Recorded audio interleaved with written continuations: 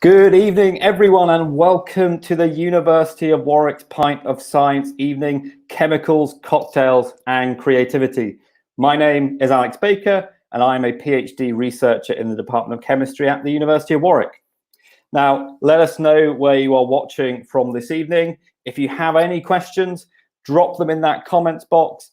If you'd like to tweet about the event this evening, then please use the hashtag Pint21, or if you want to continue the conversation at the university, then use @WarwickEngages. Now, I hope you are all sitting comfortably and possibly have a cocktail in hand as well, as I'd love to start this evening by telling you a story. Now, many years ago in Ethiopia, there lived a goat herder called Kaldi. Now, one day, Kaldi noticed that his goats were behaving strangely after they ate the red fruits of a certain shrub. Now, seeing this and being a good scientist, Kaldi ate some of the fruits himself and he felt immediately energized. So he filled his pockets and ran home to his wife. Now, his wife, on calming him down, suggested that Kaldi visit the local monastery to tell the monks about his new discovery. However, the monks, well, they were unimpressed with Kaldi's fruits, and believing that the fruits actually had ungodly powers, they threw them into the fire. Now, the monks they were just kicking Kaldi out when they smelt a really pleasant aroma coming from the fire. So rather than kick Kaldi out, they put the fire out and recovered what was left of the now roasted fruits. They took those remains, they ground them down, and they put them in hot water. And thus, the first coffee was made. Now, there is a very similar story involving Quetzalcoatl, the mighty and wise feathered serpent god of the Aztec, and his gifting of cocoa plants and chocolate to humanity. Now, I like to think of Quetzalcoatl as a sort of an Aztec Prometheus, that rather than gifting fire to humanity, gifts Cadbury's instead. Now, I start with these two legends as they show us how important plants and the chemicals they produce have been in shaping humanity. And this is what we're going to discuss this evening, how chemicals from nature's botanical medicine cabinet, both legal and illicit, have shaped humanity, how they influence our biology and how they influence our art and our culture too. But before we do that, let me introduce our expert panel for this evening. We have Professor Bruno Frenguelli, a neuropharmacologist from the School of Life Sciences, Dr. Nyree Jackson, a doctor in the NHS and a Warwick Medical School graduate nonetheless, and Dr. Gavin Schwartz-Leeper, a liberal arts scholar with an interest in how art and society impact one another. But perhaps more importantly to you this evening at home, we have our mixologist, Dr. Phil Jemmett, in our COVID-secure bar, where we have our first cocktail of this evening.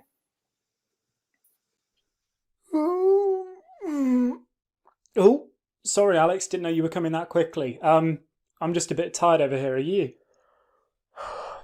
So what are we going to do to wake up? A bit of exercise. Okay, yeah, let's try a bit of Joe Wicks. No? Not working for you either. Okay. How about a little bit of sugar? Satisfying, but not doing it for me.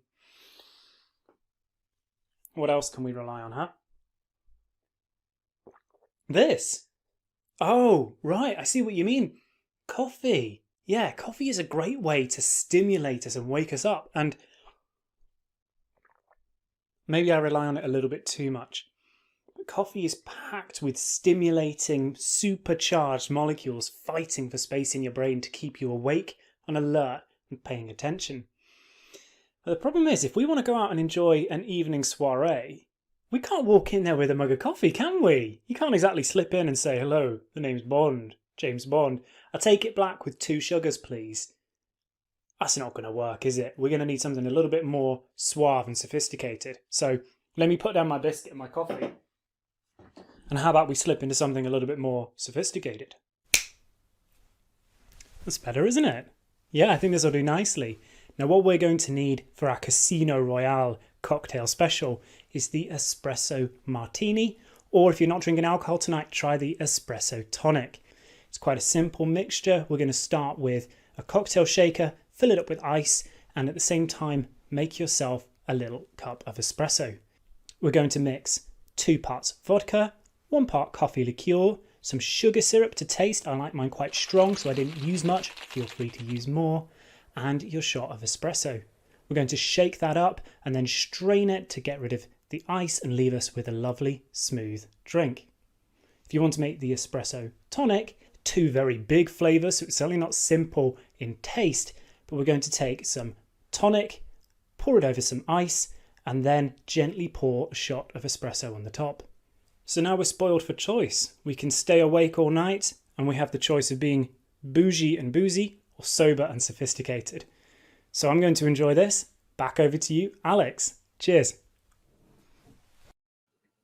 Thanks, Phil. So the first chemicals we're going to look at this evening then are caffeine, found mainly in coffee, and theobromine, a close chemical relative found in chocolate. But before we get into the chemicals themselves, though, I'd like to consider the cultural impact of coffee culture, as so many artists from Van Gogh to Cézanne have created coffee-related paintings. So Gavin, to you first, how has coffee and chocolate impacted and shaped UK and European society?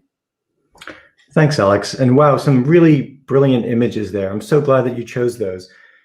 These representations of cafes in particular, because coffee culture really is so closely bound up in the social experience of drinking coffee, right? It's not just about drinking it by yourself. It's about the experiences you share when you have a nice warm cup of coffee with some friends. And coffee is, coffee in this country really has always been linked to socializing. But moreover, it's always been linked to not just to socializing, but to anxiety about socializing in many ways.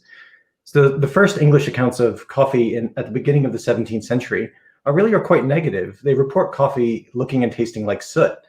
But by the middle of the century, coffee is being described as a social drink, something where you need to be inducted, where you need to be taught to like it by somebody else who's already an initiate. They already know how good it is, and now they're going to introduce it to you. In fact, it was so popular, it had become so popular by the middle of the century, that King Charles II nearly banned coffee houses, themselves a new social location built around coffee and socializing. In both 1666 and 1667, amid fears that coffee houses were becoming these hotbeds of rumor and sedition and rebellion. So at the same time that this is happening, coffee had a really long history in the Middle East in particular as having medicinal properties. And this was something that was being eagerly explored by European natural philosophers, early scientists, throughout the 17th and 18th centuries. So coffee really has quite a long history in this country as being both good and bad. But that's really still true today, right, Nyree? Yeah, absolutely, Gavin. So I'd like to move on from talking about coffee culture to a different sort of culture. So that's actually hospital culture. So how do we use caffeine in medicine? Well, quite obviously, the most common use of caffeine in a hospital is actually by the NHS staff themselves.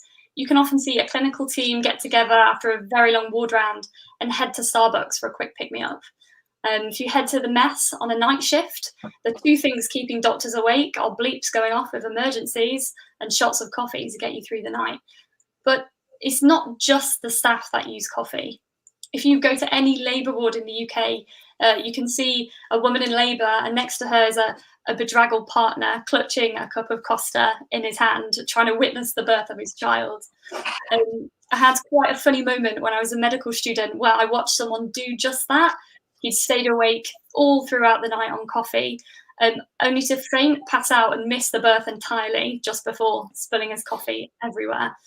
But where might we use caffeine as a medicine, you might ask, rather than a drink? Well, let's move from the labour ward to the neonatal ward.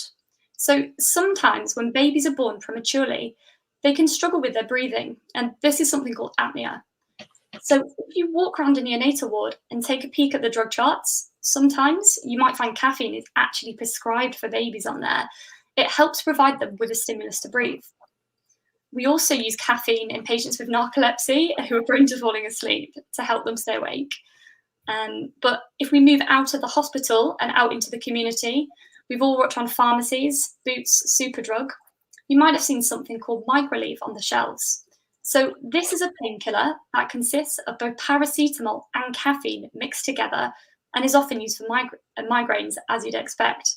And the idea behind this is actually that caffeine potentiates the action of the paracetamol, and they work synergistically together to give great pain relief. It's pretty cool. That's really interesting that you mentioned migraines actually there now, because, you know, as someone that suffers from migraines, I avoid caffeine like the plague. So I never actually thought it would ever be used in the NHS other than, you know, doctors drinking it. Okay, so we've talked about caffeine, its social use and its medicinal use, but there are some other very similar chemicals like adenine and adenosine that are found in every living cell, actually. So Bruno, as our resident pharmacologist, how do both caffeine and adenosine actually work on a molecular level? Sure. So as we heard from Nyree, caffeine has quite powerful stimulatory actions on the human body. And one major way in which this occurs is by caffeine interfering with a signaling molecule in the body called adenosine. So you can see the similarity between the rings of caffeine and this part of the adenosine molecule inside the blue box. This is the adenine group of adenosine that quite closely resembles both caffeine and theobromine, in fact. So in general, adenosine's actions are to suppress the activity of tissues and organs. And we see this most clearly, for example, during epileptic seizures and heart attacks, when adenosine is released in high quantities to reduce the electrical activity of the heart and the brain, and therefore to try and protect them. So adenosine is a very important naturally occurring neuroprotective and cardioprotective compound. However, adenosine is not just there for when bad things happen, it's important in regulation of many biological processes, including sleep. It's thought that adenosine levels rise in certain parts of the brain during the day, and it's this rise that initiates sleepiness and eventually leads to the induction of sleep. So the way that adenosine does this is by interacting with proteins on the surface of cells called receptors. And so I think, and then we've got a slide here of adenosine interacting with its receptor. And so on the left-hand side of the screen, the arrow is pointing to where you can see the adenosine molecule nestling in the binding pocket of its receptor, which is shown here as a series of red vertical ribbons. On the right, we're looking down at the receptor from above, and you can see the adenosine molecule a little bit more clearly inside the black circle. So the top part of the receptor would be positioned outside of the cell, where it may respond to adenosine, with the lower parts inside the cell. So what adenosine does is it causes changes in the positions of those red vertical ribbons, and then adenosine can then communicate with the proteins shown below in blue, green, and yellow, which are attached to the receptor, which then influence the behavior of the cell. Now, what caffeine and theobromine do is to interfere with the binding of adenosine so that adenosine can't get into the receptor to switch it on. So this means that by reducing the inhibition that's normally caused by adenosine, you get the kind of stimulation that Nyree was referring to in terms of respiration in the neonate, and our mixologist was telling about in terms of using coffee to ward off drowsiness and to stay alert. And so in that regard, coffee consumption means that caffeine is probably the most widely used psychoactive substance on the planet. So that's what happens when we block adenosine receptors with caffeine, and Nyree's told us that that's used in the clinic. But I think, Nyree, we also stimulate adenosine receptors with adenosine in the clinic. Is that true? Yeah, absolutely. So adenosine is also used as a medication in what can actually be a life or death situation for some patients. So I want you to picture a scenario for me, okay? So you're in an accident and emergency department, say near the resuscitation bays. A patient is brought in by the paramedics. They've got a very high heart rate. Let's say it's at 200 beats per minute, so pretty fast. And a heart rate this fast can be dangerous. It's going so quickly, it doesn't allow the heart time to fill up with blood properly and then pump blood efficiently around the body and maintain the circulation. It's quite a risky situation to be in, okay? So when the heart's beating really fast, this is an arrhythmia, a tachyarrhythmia we call it, and it's often something called an SVT, a supraventricular tachycardia. Okay, so if you look at the picture on the right, you can see the heart's beating quite quickly, and this illustrates this with the cardiac conduction system. But where does adenosine come into all of this? How do we fix this with adenosine? Well, if you look at the left diagram, okay, the heart consists of 4 chambers. The upper 2 are the atria, and the bottom 2 are the ventricles. The electrical conduction of the heart originates in the SA node in that right atrium just at the top. The conduction spreads from the SA node down the atria, contracting them as it goes, and ends up bunched together at something called the AV node. The signal then passes through the AV node down the ventricles and up. The ventricles contract, and this pumps blood around the body. So if we just move into the video, I want to show you what happens when adenosine is given. So look at the top line there of this ECG. If you look at the green line, when adenosine is given, it transiently blocks the electrical conduction through the AV node. So just look there. See, we had a pause, we had a gap. Here, it's essentially caused a transient cardiac arrest, as you can see what happened there on the heart monitor. This can have the potential to change a patient's heart rhythm back to a normal rhythm and save their life. Essentially, adenosine is an incredible life-saving drug. So you can stop someone's heart with a single small molecule. Now, as a chemist, I find that absolutely fascinating. The one thing I will point out is we need some questions, guys, for later on. So if you have any questions or comments, please throw them in the comments box. We'd love to ask you, answer some questions later on from you guys. But before we go any deeper into looking at some more chemicals and their structures and cultural impacts, I think it might be time for our second cocktail with Phil. Thank you, Alex, and hello to everyone watching at home for Pint of Science. Now, welcome to Warwick's Beach Bar. Obviously, this isn't in the Caribbean. I haven't been flown across the world. But if you do manage to get away on holiday at some point this year and you want to get out and enjoy yourself, but you're worried about a little headache, what's the first thing you're going to reach for? I'm guessing it's one of these. You're going to reach for a pill, a medical marvel of mystical molecules that can make you feel better. But have you ever wondered what happens when you swallow that pill? What happens when it hits your belly? It doesn't just sit there for a few days and then drop out the other side, does it? That wouldn't do you any good. Now, a lot of molecules might be marvelous medicines in a petri dish in the lab, but they're no good when you actually put them in your body. And that's because they don't necessarily all dissolve. So thankfully, the chemists have done the work with medicines to make them soluble and make them good medicines in your body. But we can also learn a little bit about solubility for a cocktail. The perfect cocktail for that is the tequila sunrise. Here's how you can make one at home. First up, you're going to need some orange juice. Pour that into the glass. And then we're going to add a double measure of tequila, a little splash of triple sec. And then here's the clever bit. Grenadine syrup doesn't really dissolve in the mixture until we mix it. So if you pour it on the back of a spoon, it will sit at the bottom and we have a sunrise. For the non-alcoholic version, we want something a little bit more fancy than just a glass of fruit juice. So we're going to mix some pineapple juice, some orange juice, and then a few splashes of orange bitters to make it taste extra fancy. And then the same trick with the grenadine poured over the back of a spoon. So there you have it. There's how to make your tropical themed drink themed around solubility. So next time you take one of these tablets, think about that and think about the work that's gone into making those molecules dissolve and soluble around your body. And that's how they work, that medical magic. Now I've got to go and pick up my bad green screen award. So back to you in the studio. Alex, cheers. Thanks, Phil. Now, just to remind you, if you do have any questions or comments, please do join in. Put them in that comments box. Maybe your question is, why is Phil holding a Smartie and not an actual pill? Why does Phil have such a bad green screen? These are all perfectly legitimate questions for you to ask us this evening. Now, what you may have noticed is that our first drink had a fairly obvious link with the botanical chemicals we've discussed.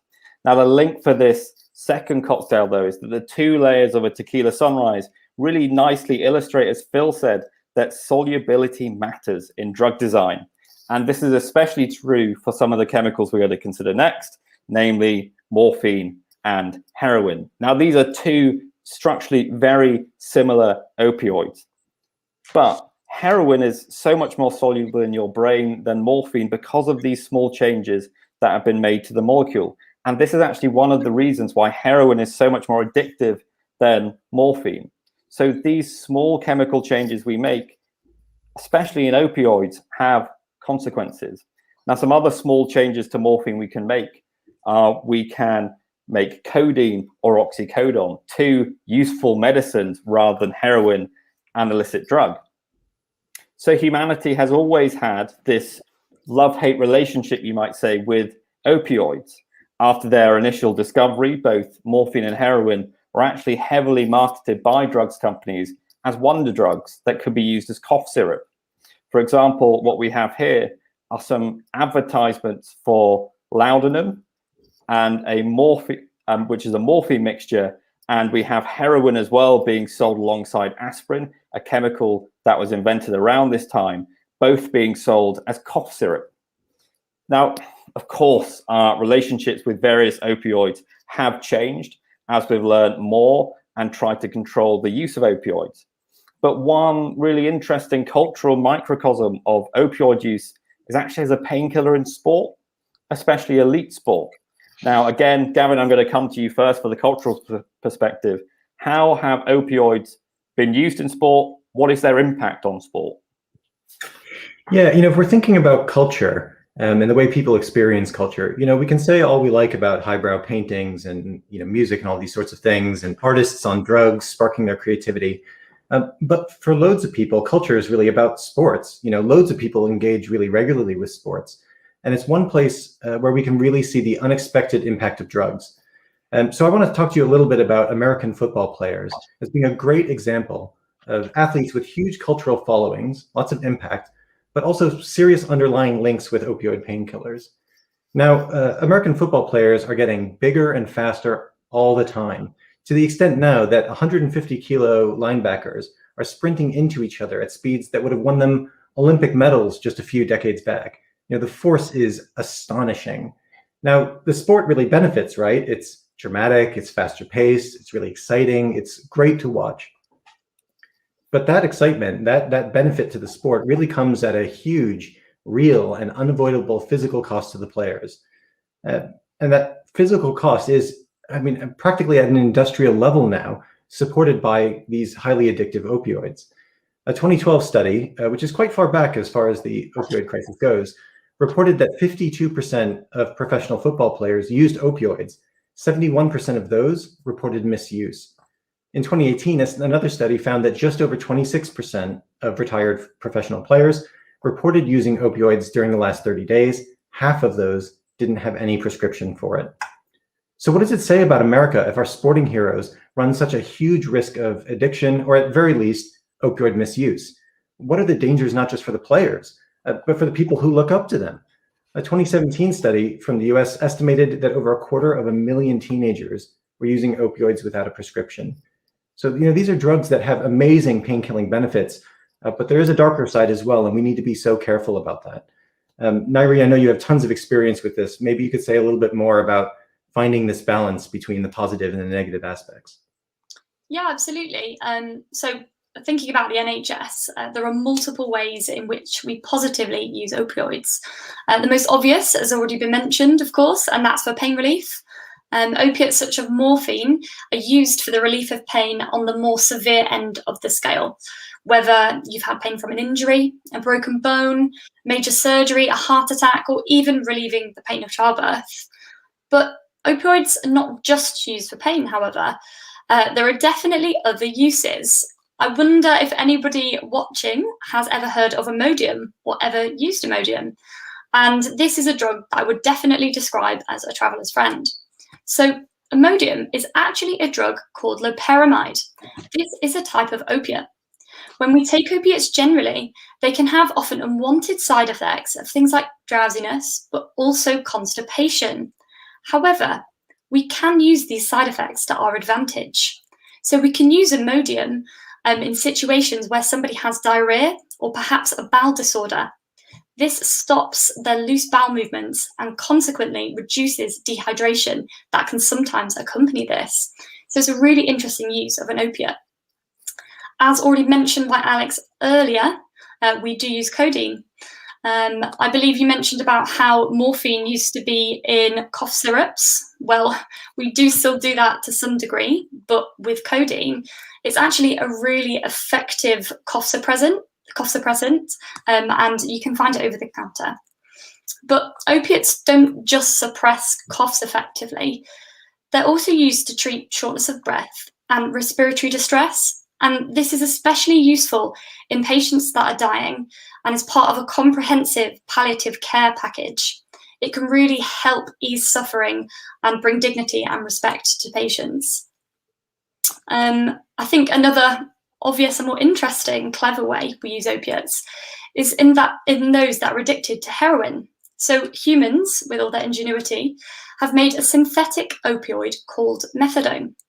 Now, methadone is a derivative of heroin that's longer acting, okay? So heroin, when you take it, the effect goes like this, with how great and how happy and euphoric you feel. Methadone is more of a gentle sort of passage. We use methadone to help wean addicts off these drugs. Because it's so gentle, it prevents them experiencing the euphoric effects that you get with heroin, but provides the background opiate effect to stop them getting withdrawal symptoms. I'm sure, Bruno, that you as our resident biochemist could add a bit more as to what the future holds for opioids. Yeah, sure. So in terms of what the future holds for the opioids, as Nyree has said, they're incredibly important from a clinical perspective, but as we've also heard that they've got this terrific abuse potential and prospects for addiction. So what the future might hold for them, for the opioids, is to create new synthetic opioids that have all of the pain-killing properties, but have reduced dependence and abuse potential. And so this is what we're thinking of here are compounds known as biased agonists. So on the left-hand side, you have a regular opioid agonist such as heroin or morphine, and it interacts with the receptor. And when you get that interaction, then a whole bunch of things happen. So things that are desirable, like analgesia, but also adverse things happen, like, for example, a drug addiction. And so now people are trying to develop compounds known as biased agonists, where they can activate the receptor. So that's shown on the right-hand side with the molecule with the drug in green. They activate the receptor, but they just give rise to the desirable effects, such as analgesia, and very few, if any, of the undesirable effects, such as drug addiction. But this is actually quite a controversial area, and we'll need to sort of await the test of time to see if these compounds actually end up in the clinic with Nyree. So thanks, Bruno and Nyree. So you both mentioned the kind of the positives of opioids, and of course they are extremely important and powerful painkillers in the health service, and they are workhorses as these powerful painkillers. They really can relieve extreme pain very effectively. But as Gavin said when discussing American football, they do have this darker side that you both touched on a bit. So Nyree, I was wondering if you could just discuss a bit more the addictive sides of opioids in the clinic and whether you see that. Yeah, I mean, absolutely. I think, every doctor, every nurse, everyone working in hospitals sees this darker side of opiate use. From my experience, say I've had patients with drug addiction issues coming into A&E, being quite angry, possibly even aggressive, and demanding opiate medications. Some people even feign injury in order to receive the drugs. And then on the other end of the scale, you've got patients that are actually on opiate medications longer term for things like chronic pain, and they've been admitted to hospital unexpectedly. They've not got their regular medications, and they're anxious, tearful, and angry, and they're very obsessed with having their sort of next dose of opiates, and they can be quite demanding with opiate medications and pain relief sort of on the hour. And I suppose as doctors, we're trained and we're mindful to use these medications only when appropriate and to the lowest dose as is needed. When I'm prescribing anything like this, I always need to consider, will I be creating an addiction problem for this person down the road? Is this the right amount? Is this appropriate? That's something that should always go through a clinician's mind. I think, in some cases, we can stop giving opiates on prescription if they're not needed anymore. And sometimes this can lead to people obtaining them via illegal routes. Attempts to stop this has led to governments trying to institute policy to criminalise the use and acquisition of drugs like these. And these are some of the aspects of what is commonly known as the war on drugs. And as our sort of culture expert, I was hoping Gavin could provide some more detail on this area. Yeah, thanks, Nyree. So while countries like Portugal, the Netherlands, Mexico, a number of other countries had real success with decriminalizing some kinds of drugs or even legalizing others, the US and the UK both have a really long history of some of the most heavy anti-drug laws in the world. And this not only, of course, has had impact on people, using them recreationally or, with people who have addictions and so on, but it's also really seriously restricted research with these drugs, medical scientific research. So that sort of prompts the question, why? Why do we have these laws in such a heavy sort of way? Well, we can actually use cannabis as a really good example. Now, cannabis as a plant was introduced to Mexico by the Spanish in the 16th century. At that time, for centuries, it had loads and loads and loads of uses. It was made into fabric, clothing, bagging materials. It was used as rope. It was used medicinally in lots of different ways. But by the 20th century, the early 20th century, especially in the US, it was becoming much more heavily and intentionally associated with degeneracy and violence. And this was done specifically by politicians and law enforcement officials seeking to control minority populations, especially in the Southwest of America, which had just been brought into the US after the Spanish-American War. And so as part of this effort, cannabis was rebranded as marijuana, which was a Mexican-Spanish name for the same plant. So the beats and the hippie movements of the 1950s, 60s, 70s, really played into or were connected with this fear, of sort of good suburban picket fence, white kids, apple pie, America, all this sort of stuff. They were being transformed into these lawless drifters because of this Mexican marijuana. So when we talk about the war on drugs, I know some of you will automatically think of Nancy Reagan's appearance on Grange Hill and the associated top 10 single. I have to admit, as an American, that bit of it had totally passed me by, but I only came here in 2007, so I missed it. But the war on drugs really started, formally speaking, with President Richard Nixon, who drew directly on this racist heritage of reefer madness, that we saw the poster of before. Cannabis production and possession was portrayed as a race-related problem. People of color were cast as the growers, the dealers, the distributors of this corrupting influence on these good suburban white youth. So now this foundational racism has led to huge disparities in policing and incarceration, which is very much still with us now. So some of you may have heard about this, what's being called the cannabis green rush, that's going on with legalization in the US. So while cannabis use is roughly equal between white and Black Americans are nearly 4 times as likely to be arrested for cannabis possession. And at the same time that all these people are being locked up, parts of the US are experiencing this huge cannabis boom. 15 states have legalized it now for recreational use. Loads more have, sort of broad approval for medicinal use in a lot of different kinds of ways. And there are more coming every year. I mean, John Boehner, who's a former Republican leader, used to be sort of emblematic of this tough on crime, tough on drugs approach, but he himself now is a cannabis industry investor and spokesperson. So you can really see a huge transformation. But again, we need to keep in mind that while majority white investors are making billions of dollars in this green rush, millions of Black folk are still stuck in prison with basically the same act, right? Which is growing, selling, possessing cannabis. Yeah, it's really interesting thought there, how this simple plant that has been with society for so long can have such a huge impact in the modern day, really. So we've discussed nature's botanical medicine cabinet, if you will. We've discussed how caffeine from coffee, theobromine from chocolate, how they have this vast cultural role, and even how caffeine has this role in the NHS. And we've also discussed opioids, often derived from the opium poppy, and how they have a positive role alongside their abusive use as well.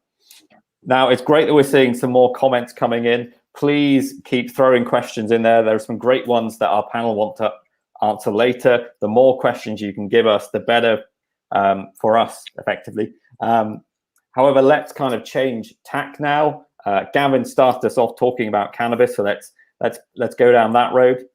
and let's consider the future of botanical chemistry and whether drugs that can often harm our biology and our culture, whether they can actually become medicinal. And that leaves us with cannabis, right? Or marijuana, a plant that, as Gavin was saying, currently illegal in many countries, but it's having this legal rebirth in others. So Bruno, I was wondering if you could elaborate on the use of cannabis and its chemical constituents as well. Is there a future in medicine for this plant and its products?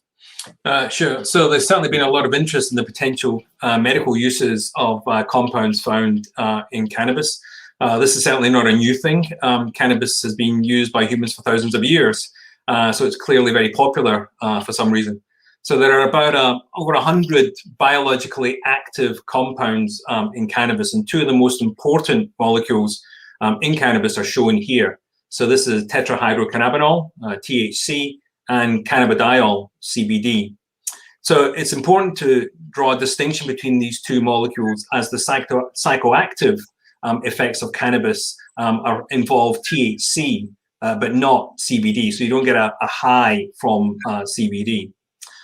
There are medical uses for THC in other countries like the USA, in the control of nausea and vomiting in cancer chemotherapy patients for whom nothing else has worked, and as an appetite stimulant in some patients with AIDS. But it's CBD that's attracted a lot of attention recently as a potential treatment for epilepsy. Certainly in some pediatric epilepsy, so epilepsies that affect young children, CBD does seem to be effective in controlling seizures and clearly, therefore, providing those children with improved quality of life. But the mechanism is still a little bit unclear, actually. It's not clear how CBD does this. So what's interesting is that one potential mechanism, it might be via CBD increasing the concentration of adenosine, which I mentioned earlier was as a naturally occurring anticonvulsant. And so what CBD might do is actually to interfere with the removal of adenosine. This increases the amount of adenosine in those brain areas that are showing the abnormal electrical activity that's seen in epilepsy. And by analogy to Nyree's beautiful video of the effects of adenosine on the heart, adenosine will suppress the electrical activity of those brain regions and thereby reduce the severity and frequency of seizures. So yes, I think there's quite a lot of potential for cannabis-based medicines in future. Okay, so cannabis then, you described it as it's a bit of a poster boy, going from a drug to becoming a medicine is a bit of a poster boy of that movement. Are there any other drugs that we would consider illicit and also found in nature that are also kind of making this path? Are there others being explored in this way as future medicines?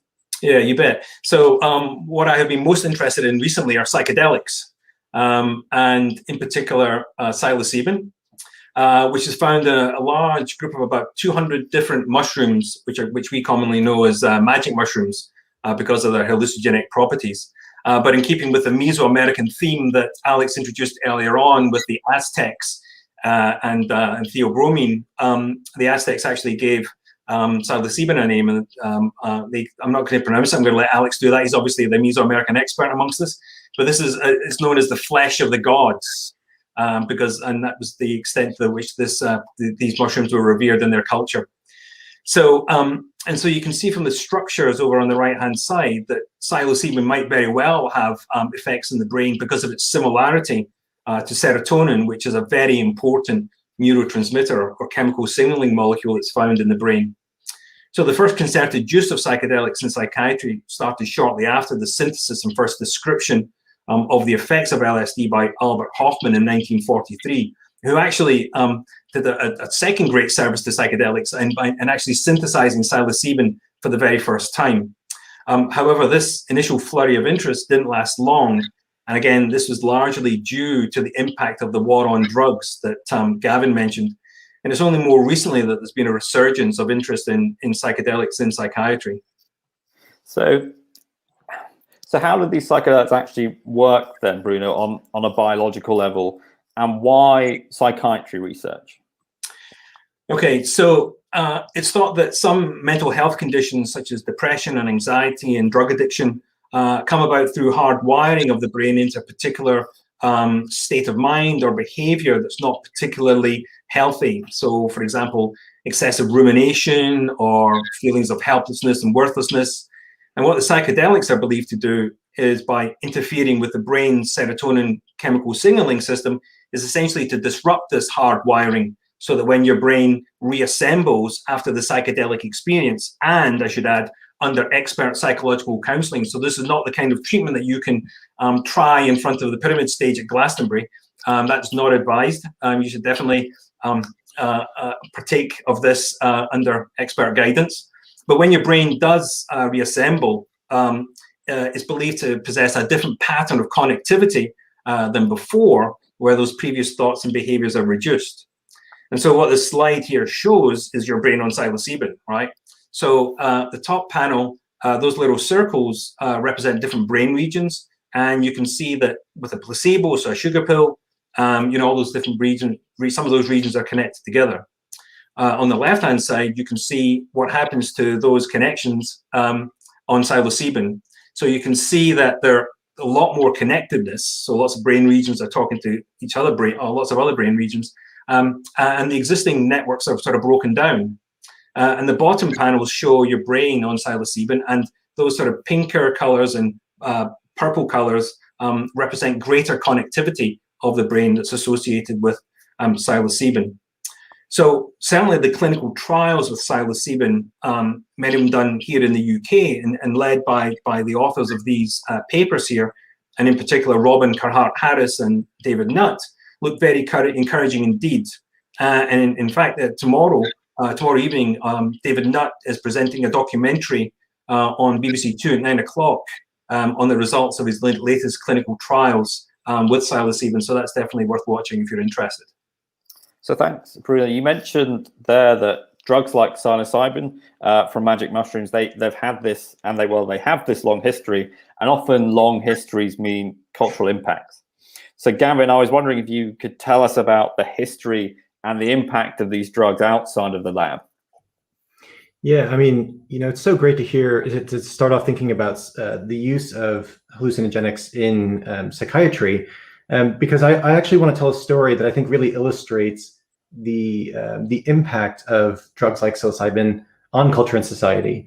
And the story actually begins with a psychologist, and his connections to psychedelics really links to not just one, but two major cultural movements.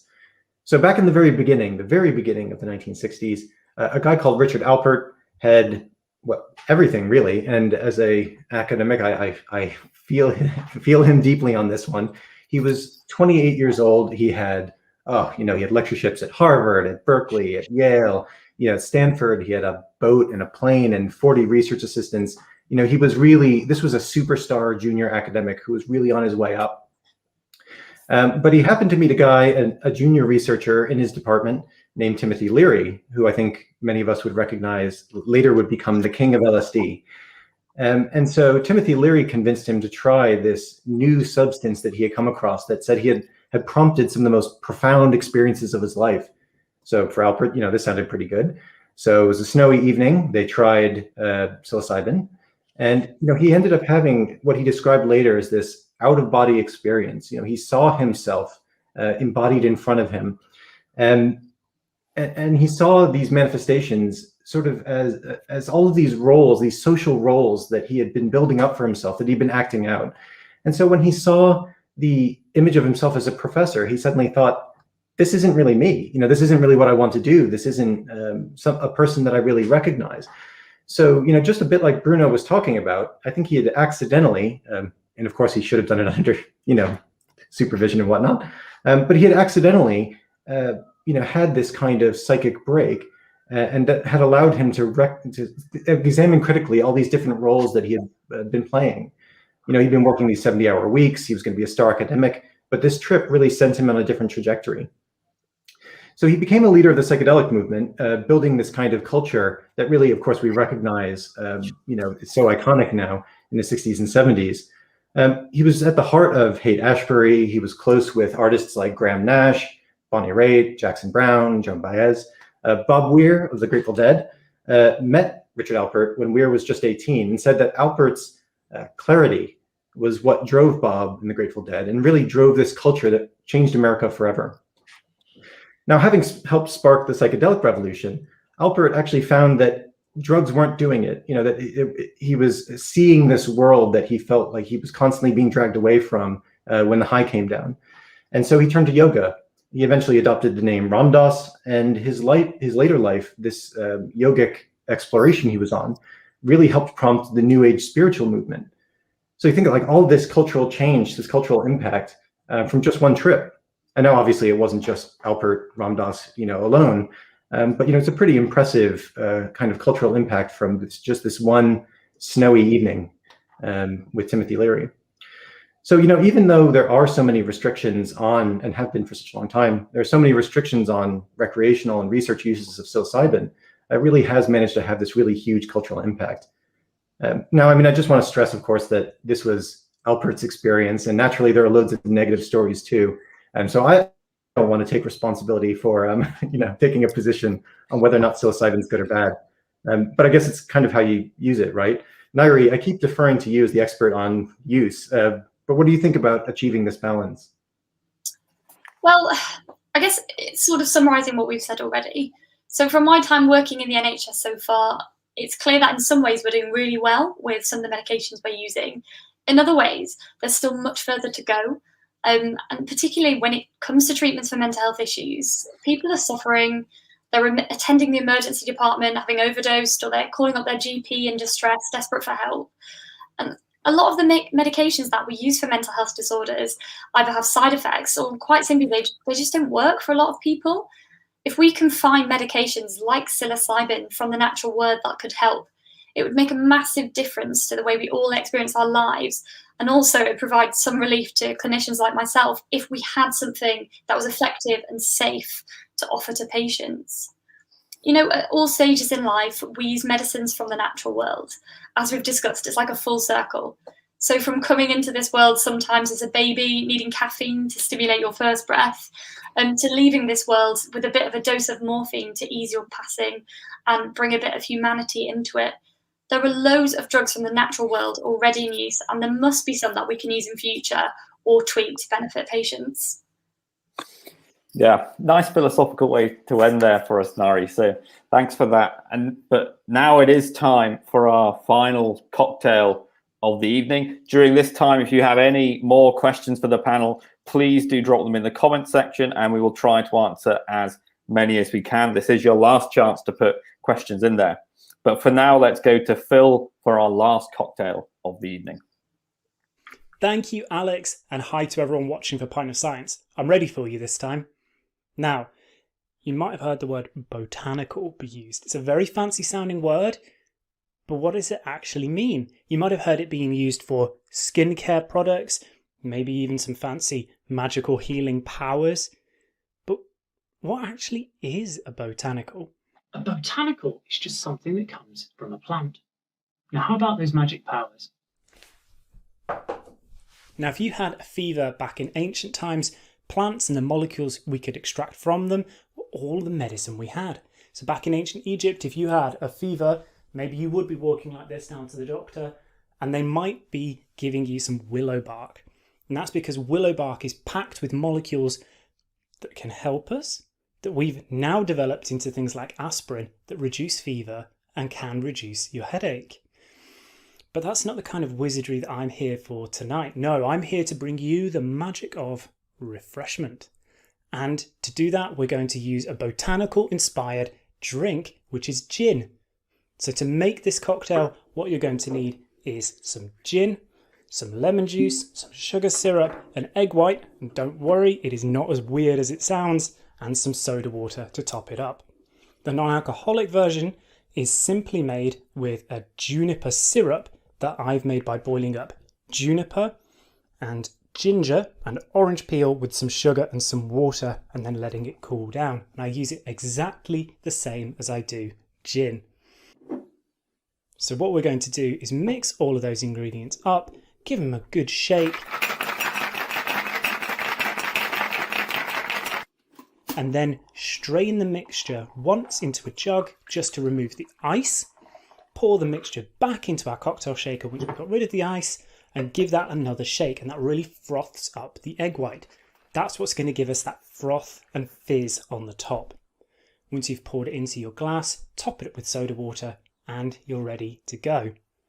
So hopefully you're going to be refreshed and invigorated by this drink. And as you're drinking it, remember that what you're tasting and that delicious taste on your tongue, that's all thanks to the bombastic brilliance of these botanical beauties. Back to you, Alex. Thanks, Phil, for that last cocktail of the evening. Now, questions.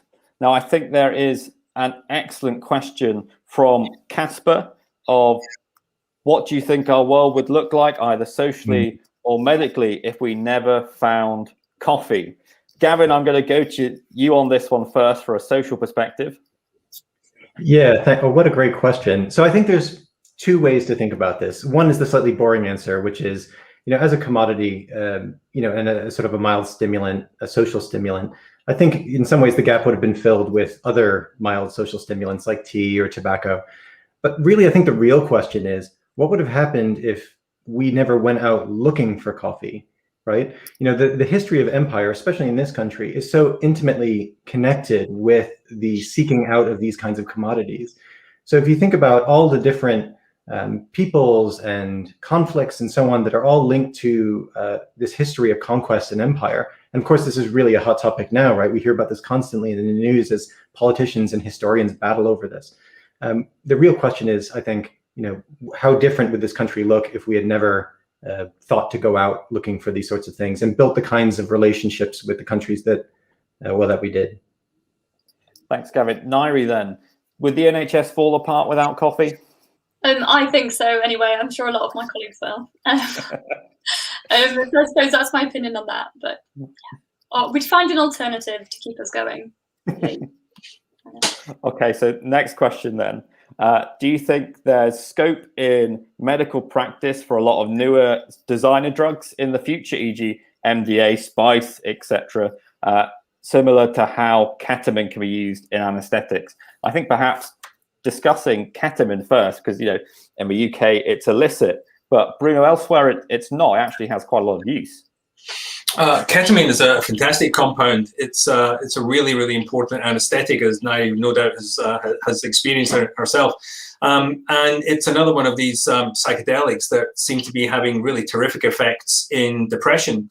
So a single dose of ketamine with counseling can actually alleviate symptoms of depression for months. And again, that's probably due to sort of, disrupting existing circuits in the brain, so that when they reassemble in a healthier type of fashion. Spice, I'm not so sure about spice, but is that MDA or is that MDMA? If it's MDMA ecstasy, then that's been trialed for post-traumatic stress disorder. And what specifically starts to happen with MDMA is that you get a decoupling between certain parts of the brain that process fear and then process sort of memories. So they're very strongly coupled together in the post-traumatic stress disorder brain.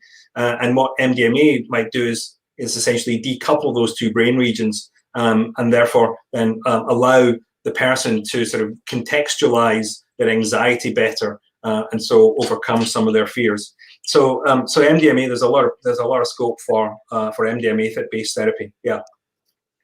Fascinating. So what about Nyree? Do you see any of these coming into the clinic anytime soon? Well, I wouldn't say anytime soon or anything like that. We've got a clear example with ketamine and it being really useful. But I think my personal perspective on it is a lot of these new drugs that are made with the intention to either cause euphoria. They're made with the intention to make people feel good and make them want to take it again and again. And, as a doctor, that's something that concerns me. Our sort of motto in Latin that you learn at medical school is primum non nocere, so it's first do no harm. And I feel like a lot of these drugs, because of what they're designed to do, will have addictive potential. I'm not saying there couldn't be something there, that could potentially be tweaked. I think in a manner that Bruno was sort of suggesting and working on earlier, to either make them less addictive or less euphoric. But I do think it's something we need to kind of express caution around, because they're not designed as medicines. They're designed to make you feel good in some way. Interesting. So Next question then from John. Any idea why these mushrooms, magic mushrooms, I'm assuming, produce psilocybin in the first place? Bruno, I'm going to come to you on that. So I don't think it's for our benefit, unless you really do believe it is the flesh of the gods and has been put on earth for our benefit. So I'm not a plant physiologist, but I would imagine that it's part of a sort of defense mechanism from pathogens or parasites or so things that might impinge upon the survival of that particular mushroom.